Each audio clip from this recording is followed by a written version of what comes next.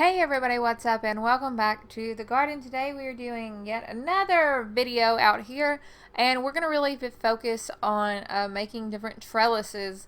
When I started gardening, using trellises and finding a way to efficiently grow vegetables in my tiny yard was such a hassle. But luckily over the years I've found quite a bit of trellising ideas that have really been helpful to me, so I'm going to share them with you right now. In the garden this year, I am going to be doing kind of a makeshift horizontal trellis for my cucumbers. Now, you guys have already seen the hoop house that I've been growing in for the past, few months over the winter and fall. I am going to leave this hoop house skeleton in my yard. I'm not quite sure if I'm going to reuse the hoop house again next year, but if I do, I'm not going to take it down, obviously. So what I'm going to do is I'm just going to take this black fencing and I'm going to make a horizontal trellis using that hoop house. Now, obviously, not everybody will have a hoop house, but you can use the same kind of standard procedure with other, supports, stakes, things like that.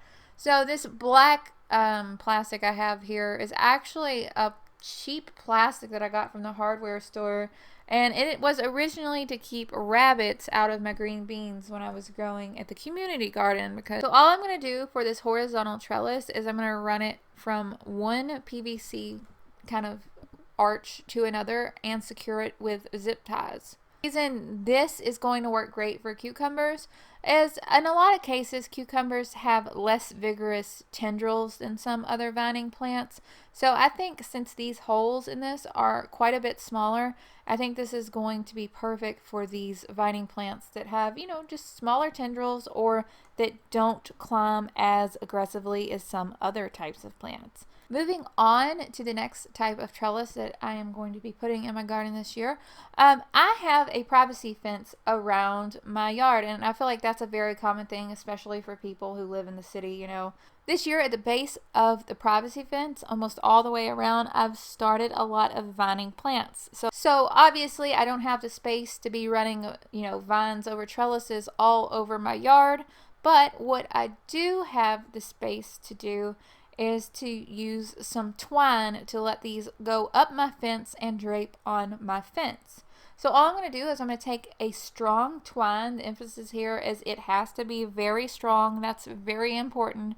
I am going to loop the top of the twine around my picket fence or my privacy fence, and then I'm going to tie a knot. Once I've tied that knot, I'm just going to let the excess string hang down the fence near the vines that are growing, the seedlings down there that are growing up. In a couple of days, this actually worked really great so far in my yard. Within a couple of days, most of those vining plants have grabbed onto that twine and have started the process of climbing. Ideally, once they get that height that we wanted, they'll just grow along the top of the fence and do their own thing. Maybe they'll cascade over the side of it. I really don't know. I've never done this before, but I think this one is going to work great. Next trellis in my garden that I'm going to be using this year is the trellis that I'm going to be using for staking my tomatoes. I've never been one that's good at tomato care, especially when they are staked on their individual stakes. So what I'm going to do is I'm just going to take some T-posts, strong metal T-posts, and hammer them into the ground and attach a long piece of cattle fence to this. This is a little bit more expensive. It's definitely not as cost effective as some of the other methods that I'm using for trellising in my garden this year, but it is what it is. I already had this piece of fencing, so I'm going to put it to good use, and hopefully we can train our tomato plants to grow up this cattle panel here. Last but definitely not least, I wanted to talk about the way that I am using trellis netting just in general. Fabric trellis netting or polyester or whatever it's made out of. I don't even know what this stuff's made out of, but I'm sure you guys have seen it before. Is it nylon? Maybe it's nylon. That sounds like it might be right. I'm sure you guys have seen this stuff. It's available in hardware stores. It's relatively cheap, which is good. It makes it a good option. It's very strong. Here in my hoop house, what I did last fall was I attached the trellis netting to my PVCs. Ideally, I wouldn't suggest using PVC in the garden for a trellis just because it's not the strongest option.